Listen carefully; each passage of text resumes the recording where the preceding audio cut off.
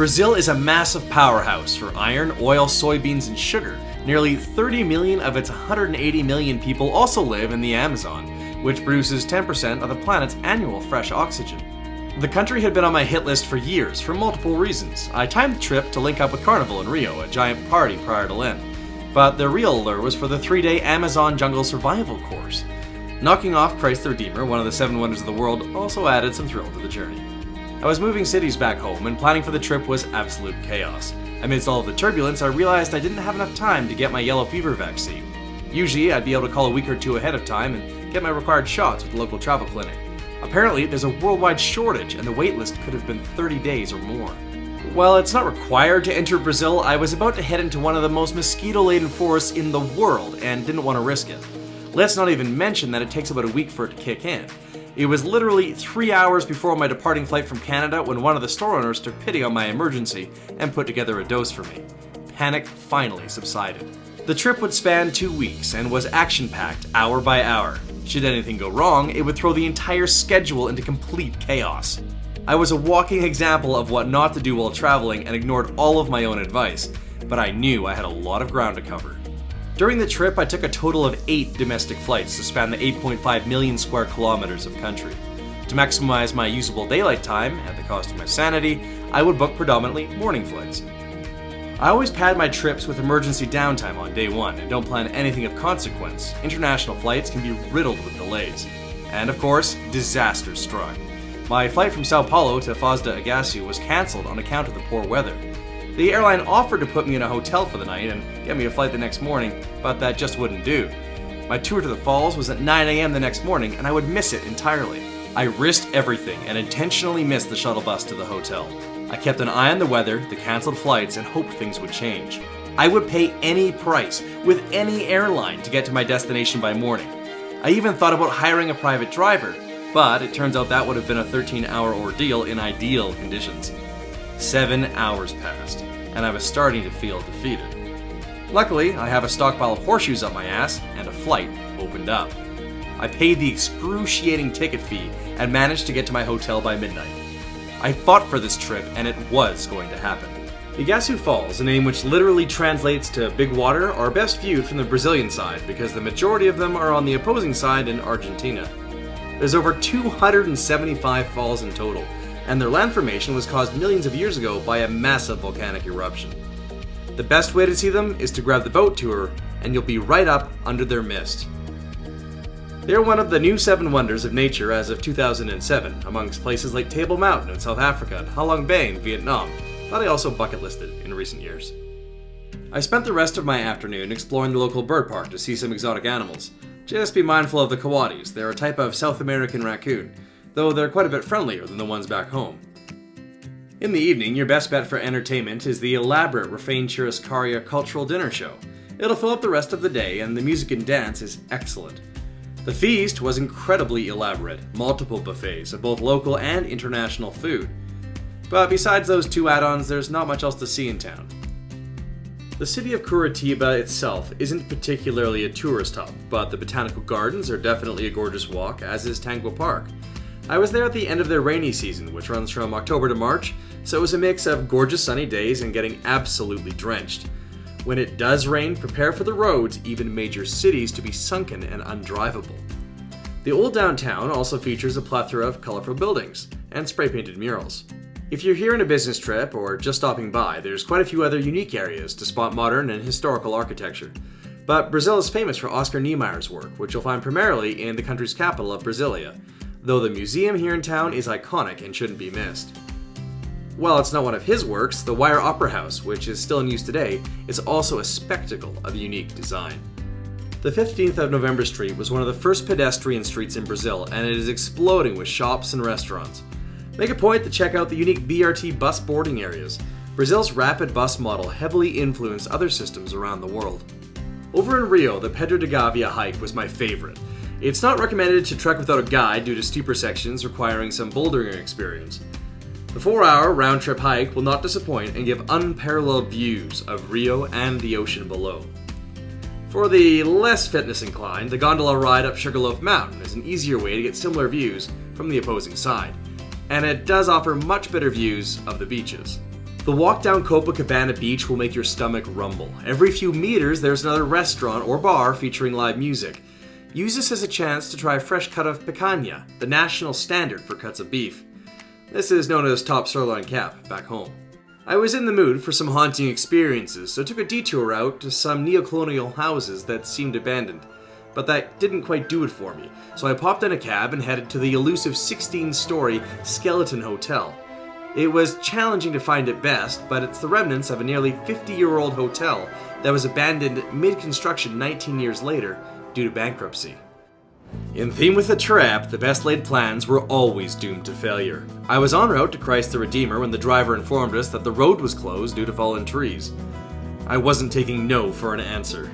I ditched my tour company and waited. The summit was jam-packed as expected, and the views were stellar. It became a matter of national pride for Brazilians when it was time to decide on the new 7 wonders of the world.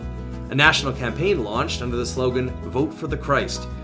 From citizens to large corporations, the Brazilians weren't going to let any other country steal the spotlight. The Celeron Steps are world famous and designed by a Chilean artist. His original concept was to simply spruce up some rundown steps in front of his home with colors of the flag. It quickly became his passion, and he began incorporating over 2,000 tiles from 60 different countries around the globe. He believed it was an ever-evolving masterpiece, and that would never truly be finished. The crowds gathered, the rains poured, the drinks splashed, and the music blared. The street parties and parades for Carnival were surreal. It was reminiscent of Mardi Gras in New Orleans, but boasts upwards of 2 million partiers hitting the local block parties. Partake in an exclusive VIP ball or head to the Sambadrome for the colorful floats, music, and dancers. Manaus is the gateway to the Amazon. The city also has a bustling banana and produce market, but if you're like me, you may have to hold your breath once you get to the meat market. The smell of rotting flesh was overbearing. The street markets have a ton of local vendors who produce their own handicrafts. It's the perfect spot to pick up a souvenir. Ponta Negra is the most popular beach, just a short 15-minute drive from downtown. But I wasn't there to sit in the sand and catch a tan. I headed down Black River on a private charter to see the pink dolphins. They're actually born gray and they turn pink as they age. It can happen due to a variety of environmental and behavioral reasons such as diet or trauma from interspecies aggression. They also have the largest brains of any freshwater dolphin. Nearby, the meeting of the waters is where the Black River meets the Amazon River. But because of the differences in temperature, speed, and composition of dissolved sediments, the two rivers don't actually mix, they just run side by side. There's a huge color difference and it's kind of neat to see. The big highlight of the day was visiting the indigenous community where I received a formal welcoming dance. I also had some time to kick around their settlement to see how they lived, as well as try some of their regular foods. And now it was time to let my inner adventurer flourish. I took a long car and boat ride to the Amazon Riders Jungle Camp. Sleeping in a hammock on the balcony was the last night of luxury before we'd head into the jungle and prepare to survive for a few days. For most of the morning, we carted around in a tiny fishing boat, sneaking up on nearby reeds to try and catch tiny frogs. We didn't have much luck. We navigated a dense network of canals, occasionally stopping in to dig in the mud and try to find worms or other usable insects for bait. That afternoon, in the agonizing full heat of day, we strung our lines and sunk them on the river in hopes of catching piranhas.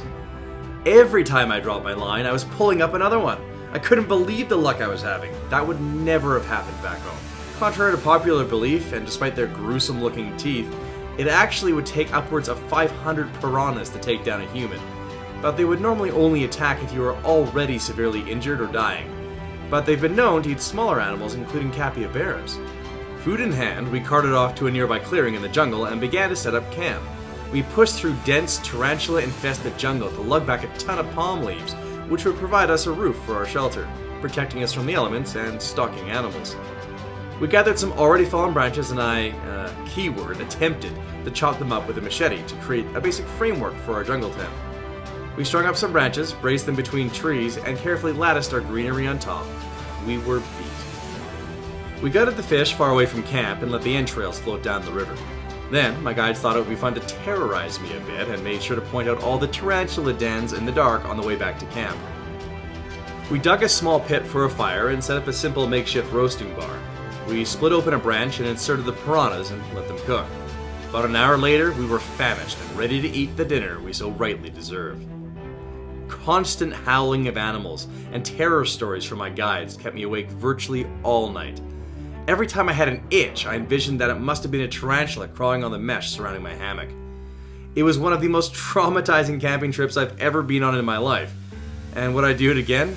Absolutely not. But it's a life experience I'm so glad that I had the fortune to endure. One of the least interesting destinations was Brasilia. It's the capital city of the country, not a tourist trap. It does, however, feature countless examples of Oscar Niemeyer's futuristic architecture.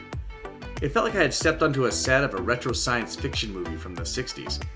Suffice it to say, I didn't stay long. A single day was more than enough time to take it all in, and I bolted to my next destination. São Luís had stunning beaches, but the tourism industry has been dead for a long time. In fact, tourism across all of Brazil has been on a decline in recent years. Many businesses have closed up shop or are very run down, but you can imagine the luster that it must have had at its peak. One of the most famous derelicts to treasure hunt for is right behind the Grand São Luís Hotel. Cabana de Sol is the top recommendation for food in town and offers a spectrum of local delicacies. And in the local markets, you'll spot something very unique. Full crabs preserved in glass jars filled with the popular local rum, cachaça. São Luís retains its popularity due to its proximity to Marianas. It's a solid 4 to 5 hour drive west, but São Luís is the fly-in airport for most tourists. Marianas is famous for its national park, Lençóis Maranhenses. The jungle abruptly stops at the sand dunes, which are dotted with countless lagoons. They are filled up during the rainy season and make for a seemingly magical stop. Most tours will be a minimum of 2 or 3 days. The other days of the tours will involve a full day of boating to the numerous seaside villages. Hang out and have a bevy at the Monkey Hut and take a selfie, or hit up the sand dunes for an epic ride in an ATV. River tubing on the Rio Formiga near Cardoso was also a great way to spend the day cooling off in the heat. Just try not to think about what's likely lurking below your toes. Bringing me to the end of the journey, I flew to Sao Paulo.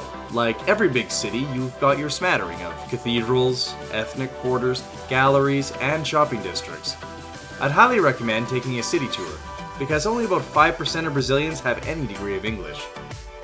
The one thing that really stood out was the fringes at Embu das Artes. On our way, we stopped at Beco do Batman, which is a neighborhood filled with some incredibly talented graffiti. In March 2009, the Brazilian government decriminalized street art, permitting that the owners of the private property approve. Unfortunately, this had the unintended side effect of the country being covered in a swamp of amateur and uninspired tags.